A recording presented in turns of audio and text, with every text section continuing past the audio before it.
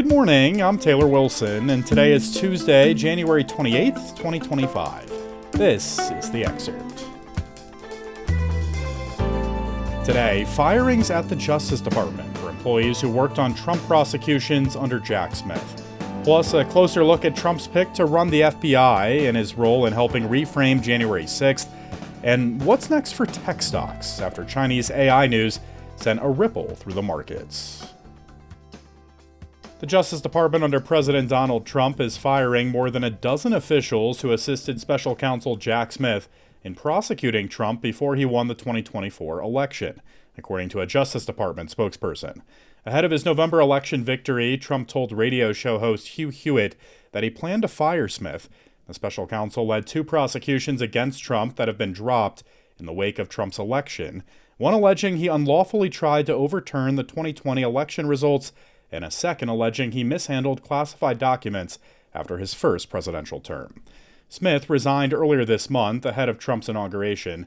In a report on the election interference case that he submitted to then Attorney General Merrick Garland before stepping down, Smith argued that there was enough evidence to convict Trump. Several Justice Department officials have also been reassigned in the wake of Trump's return to office in order to help align the department with the administration's priorities, especially on immigration. Meanwhile, the acting U.S. Attorney for Washington, D.C., Ed Martin, has also opened a probe into the Justice Department's decision under the previous administration to bring felony obstruction charges against hundreds of individuals who were allegedly involved in the January 6th attack on the Capitol, according to reports from the Wall Street Journal and Washington Post. Martin asked prosecutors in an email yesterday to turn over files, documents, emails, and notes related to the cases, according to the reports. He referred to his probe as a special project and described the obstruction charges as a failure.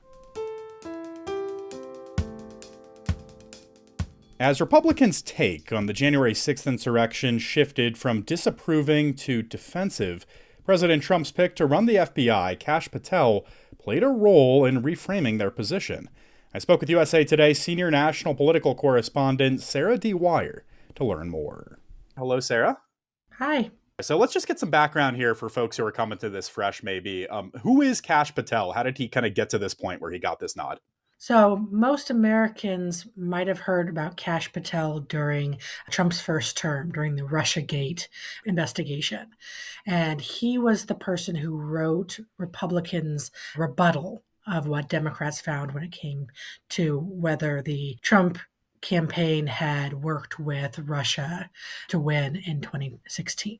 That caught the eye of Donald Trump. He was moved over to the White House and held a variety of positions in foreign intelligence while he was there.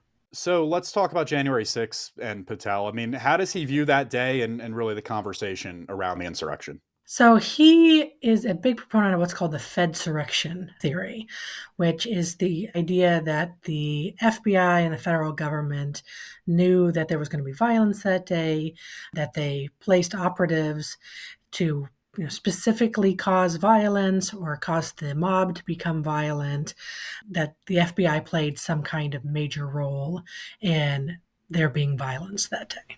I know you note in this piece he's financially helped folks from that day too. Could you talk through that a bit? He's always talked about this kind of loosely, so we don't have a very firm idea of how much money he's provided. But he does sell branded items online, and he says the money goes to help, among others, some of the defendants who are charged in relation to January 6th. He's never provided a firm answer of how many people have gotten money, how much money has been provided, but we can estimate based on their tax filings. Over the last 4 years, it has to be in the hundreds of thousands. Wow. So then how, Sarah, has he helped Republicans really reframe the narrative around January 6th and its aftermath? You touched on this a bit, but how has he been kind of a central figure as part of this? He has spent a lot of time over the last 4 years talking first on far-right social media and then in kind of more mainstream media outlets, spreading some of these conspiracy theories. And as recently as last March, he was suddenly saying that Democrats knew that this was going to be violent and wanted the imagery of that day so that they could crush Donald Trump forever, and allowed it to happen, and then called for Abrams tanks to be in the streets of Washington. And as for Trump himself, we know we saw these pardons last week. I mean, how have his views shifted on the day, if at all? Where does he stand kind of writ large right now? Now, in the weeks after January 6th, he really said that there's no room for this kind of violence, for this kind of behavior. This shouldn't have happened. But his view on January 6th has really echoed Patel's. And it's changed over these 4 years. He's built a relationship with the families of some of these January Sixers. He's had fundraisers at his properties. And he went from saying that this was unacceptable to calling these people patriots and hostages who were, mistreated by a two-tiered judicial system. What might it mean, Sarah, for justice in America in general to have someone with these views running the FBI? Now, the experts I spoke to for this story really reiterated that this would normalize the idea of political violence as a way to get what either party wants. And that having someone lead the FBI who has floated these conspiracies really heavily for so long, it raises doubts about the mission of the FBI in Americans' eyes and really raises, I guess, doubts is the best word, that, if the head of the FBI is saying there's a two-tiered system of justice, people are going to believe him. Well, in terms of what's next here, Sarah, what's the expectation for his confirmation hearing? Do we expect smooth sailing? Do we expect any hiccups? So his is one of the few nominations that we expect that could potentially be in trouble, but he is well loved on the far right. He has the full-throated support and backing of President Trump. No Republicans have come out and said they will not support him, but we don't have every Republican saying they will. Democrats really intend to focus on his financial ties to Trump, as well as these January 6th conspiracy theories when he comes before them on Thursday. Sarah D. Wire, USA Today's senior national political correspondent, with some great insight for us as always. Thank you, Sarah. Thank you. President Trump said yesterday that he plans to impose sweeping tariffs on steel, aluminum, and copper imported to the country, as well as on goods like computer chips, semiconductors, and pharmaceuticals, in a push to increase U.S. production of the products. Economists warn tariffs or taxes on foreign imports can lead to higher prices for consumers. Trump campaigned on promising to bring down inflation, but early into his second term, he's shown he plans to use tariffs, a hallmark of his first term, as a way to achieve both his foreign policy and domestic goals. Trump early this week has also signed executive orders to eliminate diversity, equity, and inclusion programs from the military, and he reinstated military members who were kicked out for refusing to take a COVID-19 vaccine, according to the White House. The NASDAQ and S&P 500 indexes slumped yesterday after a competitive artificial intelligence model from a Chinese startup called DeepSeek sowed doubts about the U.S. approach to AI. I spoke with USA Today money and personal finance reporter Medora Lee for more. Medora, good to hear from you. How are you today? I'm good, despite the drop in the market. Yeah, tough news. I just wanted some basics first, Medora, on this new AI model from a Chinese startup. What can you tell us about the technology here? So basically, this Chinese startup called DeepSeek released on January 20th a new AI model that is actually pretty competitive with the ones that are known here in the US, OpenAI and ChatGPT. Here is what roiled the markets. It is considered very cost efficiently done, using a fraction of the computing power that the other models use. And so this is important because what has fueled a lot of the semiconductor chips, including NVIDIA and Broadcom and those types of semiconductor companies, has been the idea that we need so much computing power to fuel AI.